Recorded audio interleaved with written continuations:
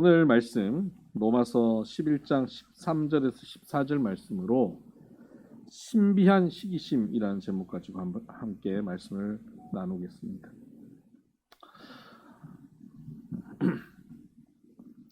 아담이 자꾸 밤늦게 퇴근하는 거예요. 에덴 동산에서. 너무 계속 며칠 동안 밤늦게 퇴근하니까 하와가 좀 기미가 이상해서 추궁을 합니다. 당신 딴 여자 만났지? 아담이 너무 기가 막힌 겁니다. 아니 여기 여자가 어디 있어? 당신 말고 다른 여자가 없어. 그래서 할 말이 없으니까 더 이상 추궁 못하고 이제 잠에 들었습니다. 한참 자는데 새벽녘에 자꾸 옆구리를 막 때리는 것 같아요. 그래서 눈을 보니까 하와가 아담 옆구리를 막 누르고 있어요. 그래서 뭐 하나 했더니 하와가 하나, 둘, 셋, 넷 숫자는 맞는데? 이러고 있다는 겁니다. 아직 눈치 못 채셨군요. 갈비 때 누가 빼가지고 하나님 빼서 또 다른 여자 만들었을까봐. 네. 제가 이게 잘 전달했었어야 되는데 저희 전달력의 문제인지 여러분의 이해력의 문제인지는 모르겠습니다. 사람들에게 있어서 이런 질투, 시기심 이건 거의 본능 같은 겁니다. 아주 어린아이도 둘째가 태어나면 첫째가 그런 마음이 생기지 않습니까? 그래서 그것이 성격 형성에도 조금 영향을 주기도 합니다. 사람에게 있어서 이 질투, 시기는 본능입니다. 근데 하나님에 대해서도 뭐라고 성경은 기록하고 있냐면 여호와는 질투하시는 하나님이시다라고 기록하고 있습니다. 하나님의 모습 속에도 질투하시는 모습이 있다 하는 겁니다. 그래서 하나님께서는 우리의 이 질투와 시기심, 우리는 질투와 시기심 하면 부정적인 의미로만 받아들입니다. 물론 성경에는 굉장히 부정적인 말씀으로 많이 기록하고 있습니다만 때로 하나님께서는 우리의 이 시기심을 가지고도 하나님의 귀한 일을 이루어가고 계십니다. 하나님은 우리의 시기와 질투를 활용하실 때가 있습니다. 저와 여러분에게 시기와 질투가 있어요. 이것을 하나님이 활용하셔서 하나님의 일을 이루실 수도 있다는 겁니다. 오늘 본문의 내용은 이렇습니다. 예수님이 이 땅에 오셨을 때 예수님을 죽인 백성들이 누구냐면 유대인들 아닙니까? 유대인들이 예수님을 죽였거든요. 그리고 유대인들은 그들의 그 종교적 전통에 의해서 예수님을 받아들이기가 너무 어려웠던 겁니다. 그래서 초대교회에 복음이 전파되어질 때 유대인들은 거부하고 예수님을 믿는 교회를 핍박하는데 이방인들은 그 복음을 받아들이기 시작하는 겁니다. 곳곳에 복음이 증거되어집니다. 특히 바울이 나가서 전도를 하는데 도시마다 교회가 세워지고 부흥이 일어나요. 근데 그 교회의 주요한 인물들이 거의 다 이방인으로 채워지는 거예요. 유대인들은 소수인 겁니다.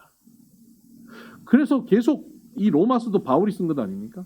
이방인들이 교회 안에 굉장히 성장해 가자 유대인들이 저건 뭐야? 라고 하는 질투, 시기심이 생기게 된다는 것이죠. 하나님은 이러한 시기심을 통하여서 유대인들의 구원을 이루어 가시려고 하신다라는 말씀이 오늘 이 본문 말씀입니다. 14절에 보면 내 고륙을 아무쪼록, 여기 고륙이 바로 유대인입니다. 유대인들을 아무쪼록 시기하게 하여 그들 중에서 얼마를 구원하려 함이라.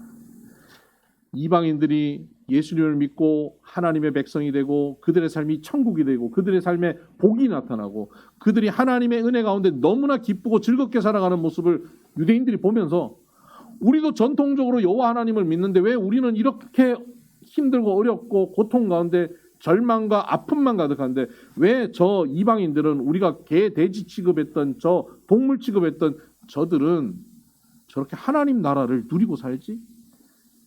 그 마음이 생기면서 시기와 질투가 생기고 그 시기심으로 복음을 점점 알아감으로 그들이 천국 백성들에게 구원받도록 하나님께서 그들을 인도하고 계신다 하는 겁니다. 그래서 우리가 안 읽었지만 25절에 보면 형제들아 너희가 스스로 지혜 있다 하면서 이 신비를 너희가 모르기를 내가 원하지 아니하노니 이 신비는 이방인의 충만한 수가 들어오기까지 이스라엘의 더러는 우둔하게 된 것이라. 이 신비, 이방인들이 구원받고 유대인들이 머물러 있는 것, 이렇게 된 구도, 이것은 하나님의 신비라는 겁니다. 하나님의 구원의 신비가 이 질투를 통해서, 시기를 통하여 이루어지십니다. 그래서 오늘 제목이 신비한 시기심입니다. 하나님께서는 우리의 시기심을 신비하게 사용하셔서 하나님의 구원의 역사를 이루시고 계신다는 사실을 기억하시길 바랍니다. 오늘도 하나님은 이 시기심을 통하여 일하십니다. 그리고 또 구약에서도 하나님은 시기심을 통하여 하나님의 일을 이루신 사건이 있습니다. 여러분, 하나님께서 이스라엘 백성들에게 하나님이 직접 주신 법궤가 있지 않습니까? 언약궤, 시내산에서 모세에게 주신 그 언약궤, 법궤. 그 법궤를 다윗이 왕이 되고 난 다음 그가 예루살렘 성을 이제 수도로 삼고 그곳에 법궤를 옮기려고 하는 국가적 행사를 합니다. 이번에 대통령 취임식 하듯이 뭐 내외 귀한 그 귀빈들을 초청하고 전국에 있는 그 호족 세력들을 다 부르고 그리고 많은 사람들이 모여서 언약궤를 예루살렘 성으로 가져 들어가는 겁니다. 이것은 명실공히 다윗이 하나님의 인정을 받은 왕이다라고 하는 것을 확인하는 시간이고 이제는 이 다윗을 중심으로 하나님을 잘 섬기는 하나님의 나라로 세워가자는 온 국민들의 마음을 모으는 그런 시간입니다. 그러니까 얼마나 정성을 다해서 그 행사를 준비하겠습니까? 법궤를 이동하기 위해서 법궤를 싣기 위해 특별히 제작된 어마어마한 수레를 마련했습니다. 그리고 그 수레를 황소가 끌고 그리고 그 주변에 호위하는 사람들이 호위하면서 언약궤가 들어갑니다. 요즘으로 치면 많은 언론사들이 와서 생중계를 했을 겁니다. 전국에 방송됐을 겁니다. 그렇게 모두가 바라보는 그 시간에 황소가 살짝 뛰었어요. 그러자 언약궤가 휘청한 겁니다. 그때 호위하고 있던 우사라고 하는 사람이 그 언약궤를 딱 붙잡았는데 그 자리에서 즉사해버립니다. 마치 감전된 것처럼 죽어버립니다. 모든 사람들이 쳐다보고 있는 바로 그 자리에서 다윗의 왕의 정통성을 세우는 바로 그 자리에서 하나님이 축복한 나라가 틀림없다라고 인정받는 자리에서 언약궤를 만져서 사람이 죽었으니까 사람들은 어떻게 생각할까요? 다윗이 하나님이 기뻐하지 않는 왕인가? 하나님이 세우지 않은 왕인가? 하는 의심이 생기지 않겠습니까? 그 행사에 찬물이 확 끼얹어진 겁니다. 다윗은 스스로 어떻게 생각할까요? 의기소침해지는 겁니다. 하나님이 날 버렸나? 하나님을 섬긴다는 게 너무 무섭고 두려운 거예요. 이거 뭐지? 하고 영적인 깊은 침체와 우울감 가운데 빠져든 겁니다. 더 이상 법궤를 예루살렘으로 옮기는 일을 할 수가 없습니다. 멈춰버립니다. 그리고 그 두려운 법궤를 누가 가져가겠습니까? 아무도 가져가려 하지 않습니다. 가까운 곳에 누군가에게 가져가게 해야 되지 않을까요? 그 가져간 사람이 오벳 에돔이라고 하는 사람입니다. 오벳 에돔은 야, 잘됐다. 우리 집에 가져가야지 하고 기쁨으로 가져갔을까요? 모두가 두려워하고 싫어하는 거예요. 아무도 가져가지 않으려고 하는 상황이에요. 명령이 떨어진 겁니다. 너 가까우니까 너희 집에 가져가. 원하지 않는 사명이 그에게 주어진 겁니다. 여러분, 사명은 그렇게 내가 원하는 것만이 있는 것이 아니라 원하지 않는 것도 우리에게 사명으로 주어질 때가 있어요. 그런데 그 주어진 그 사명을 그가 기쁨으로 감당하기 시작합니다. 성경에는 그가 어떻게 기쁨으로 감당했는지 기록되어 있지 않지만 결과를 보면 그가 언약궤를 가져가서 어떻게 기쁘게 하나님을 섬겼는지를 우리는 상상해 볼 수 있습니다. 언약궤를 가져간 지 석 달 만에 오벳 에돔의 집에 복이 넘쳐납니다. 오벳 에돔의 집이 복받았다는 것이 전국에 소문납니다. 다윗의 귀에 오벳 에돔의 집이 복받았다는 소문이 들립니다. 그래서 다윗이 뭐가 생길까요? 시기심이 생기는 겁니다. 신비한 시기심이 생겼습니다. 그리고 침체되고 포기했던 다윗이 무슨 일이 있어도 다시 언약궤를 예루살렘 성으로 가져오자 하고 다시 시도하게 된 것입니다. 여러분, 오벳 에돔이 언약궤를 가져가서 하나님을 섬기면서 하나님이 복 주셨는데 그 복은요, 소문나는 복이에요. 소문나는 복이 돼야 믿지 않는 이들, 의기소침한 이들, 믿음에서 떨어졌던 이들이 다시 그 소문 듣고 그 복을 보고 신비한 시기심으로 다시 하나님 앞에 나올 수 있게 되기 때문입니다. 우리 오늘 결단 찬양할 때 부를 찬양이 442장 저장미꽃 위에 있으리인데요. 여기 주보 중간에 보면 찬양이 있습니다. 이 찬양 후렴구에 보면 이런 부분이 있죠. 우리 서로 받은 그 기쁨은 알 사람이 없도다. 여러분, 주님과 동행하는 우리가 받는 이 기쁨, 이 은혜와 이 복을 알 사람이 없다라고 우리는 고백하고 찬양해요. 맞습니다. 예수 안에서 받는 이 은혜와 기쁨은 알 사람이 없어요. 우리가 우울하고 주눅 들고 지치고 예배에 왔는데 예배 1시간 드리고 여기서 뭐 떡을 나눠줬어요. 밥은 일단 나눠드리지만 뭐가 우리에게 뭐 돈이 생긴 것도 아닌데 1시간 예배 드리고 났더니 그 우울함이 사라지고 지친 이들이 힘을 얻고 기쁨이 넘치는 거예요. 세상 사람들이 이해할 수 없는 기쁨이 우리에게 있어요. 은혜가 있어요. 그런데 여러분, 이 평안함, 세상 사람이 알 수 없는 이 평안함, 기쁨, 이거 예수 믿는 우리 모두에게 당연히 있어야 되는 것이고요. 여기서 한 걸음 더 나가서 알 사람이 없도다가 아니라 알 사람이 있도다 하는 복이 우리에게 있게 되길 바랍니다.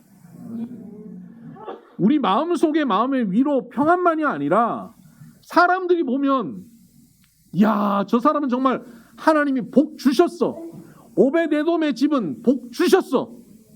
하고 인정할 수밖에 없는 복이 저와 여러분 가운데 있게 되기를 주의 이름으로 축복합니다. 소문날 만한 복 말입니다.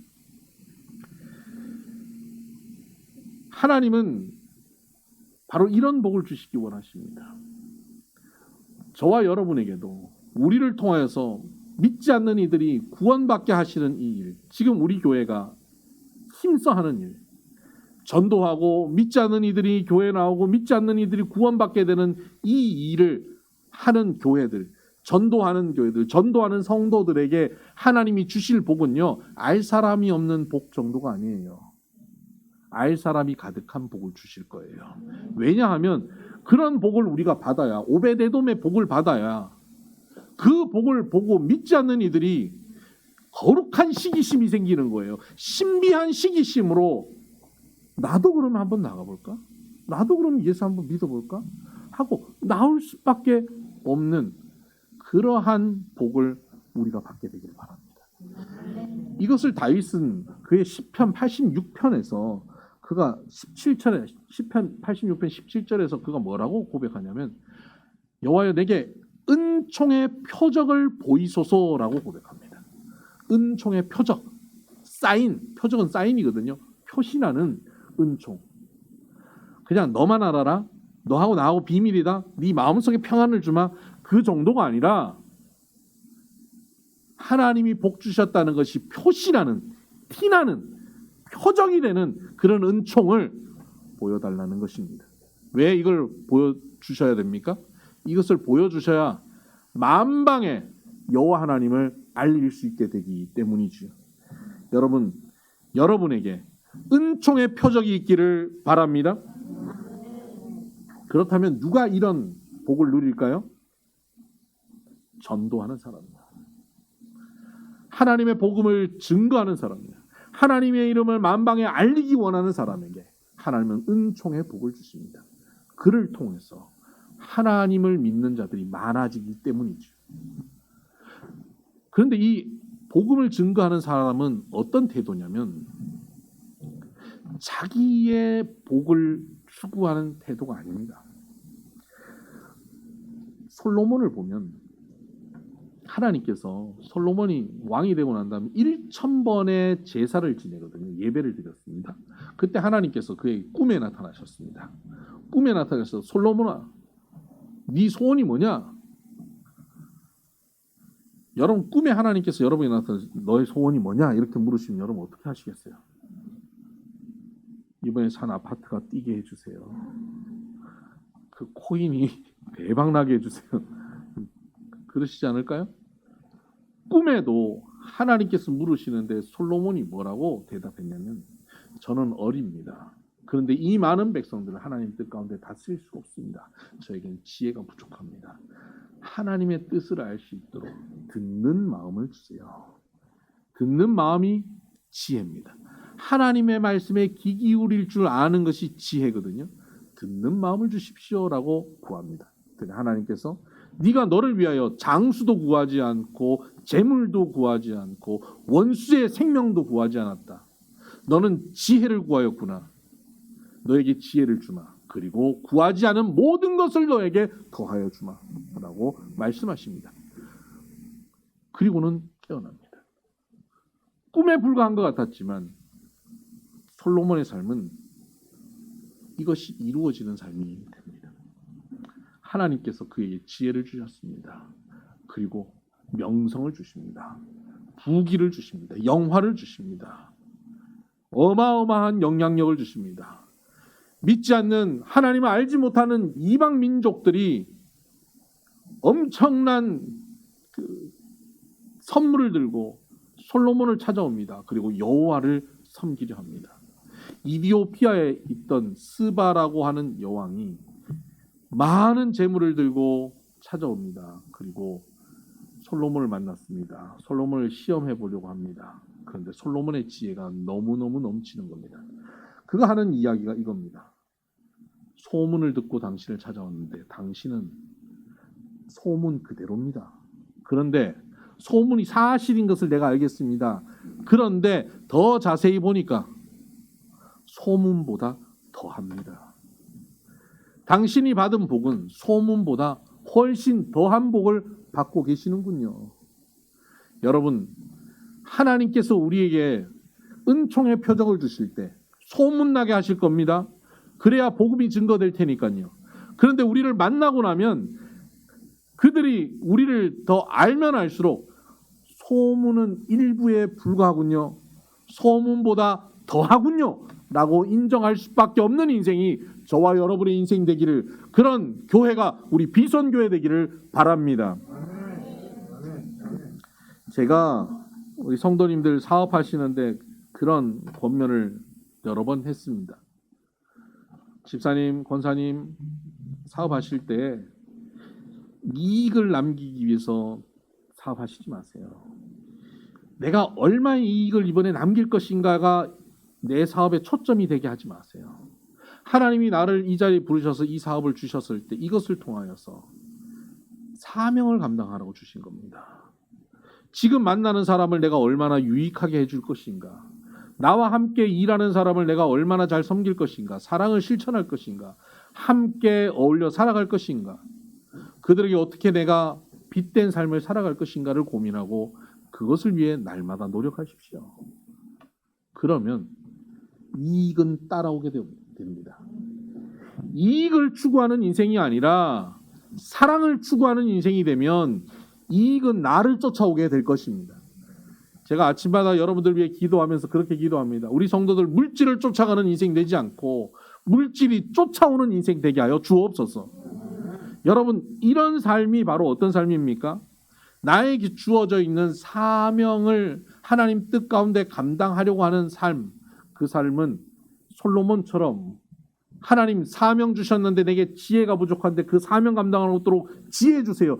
사명을 추구하니까 하나님께서 그에게 모든 것을 더하여 버리는 삶, 그런 삶이 우리에게 임할 것입니다. 전도의 사명, 복음을 증거하는 사명, 그 사명의 자리에 우리 부름받았습니다. 예수 그리스도의 사랑을 실천하는 사명의 자리에 우리 부름받았습니다. 그 사명을 감당하고 살다 보면 소문날 만한 오벳에돔의 복, 소문보다 더한 솔로몬의 복, 은총의 표적이 나타나게 될 것입니다. 우리는 먼저 하나님의 나라와 그의 의를 구하라는 예수님의 말씀, 권면의 말씀을 귀 기울여야 합니다. 우리는 오늘 먹을 것, 내가 입을 것, 내가 추구할 것을 찾아가는 삶이 아니어야 합니다. 예수님께서는 저 하늘의 새를 봐라. 누가 먹이지 않아도 먹지 않느냐. 저기 들꽃을 봐라. 누가 입히지 않아도 입고 살지 않느냐. 하물며 너희일까 보냐. 우리에게 한량없는 하나님의 은혜와 복을 주신다는 거예요. 그럼 우리는 뭐 하냐? 하나님의 나라와 하나님의 뜻을 먼저 구하면 너에게 필요한 이 모든 것은 하나님께서 더하여 주시리라 말씀하셨습니다. 여러분, 이러한 삶을 구약에 있던 우리 믿음의 선진들도, 신약의 초대교회 성도들도 살았습니다. 데살로니가 교인들은 예수님 만난 지 3주 지나서 교회가 세워졌는데 그 이후에 제대로 돌봄도 받지 못했지만 그들의 믿음의 소문이 퍼져나가서 나중에 바울이 그들을 향해서 뭐라고 얘기하냐면, 너희들의 소문이 이 아시아 지역 전체에 퍼졌는데, 이 유럽 지역에 퍼졌는데 내가 더 이상 너희들에 대해서 말을 보탤 필요가 없더라. 복받은 소문, 예수 믿고 제대로 살아가는 이 소문에 내가 더 이상 말을 보탤 필요가 없을 만큼 제대로 알려진 인생, 그런 인생, 그것이 바로 신비한 시기심이 나게 하는 인생입니다. 여러분, 우리 주변에 우리 믿지 않는 이웃들이 있습니까? 신비한 시기심이 발동되게 하는 인생, 그런 인생이 저와 여러분의 인생이 될 것입니다. 그렇게 될 때 우리를 통하여 그들이 예수 그리스도를 만나고 하나님 나라의 백성이 될 것입니다.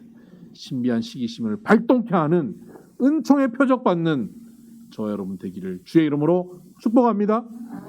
기도하십시다.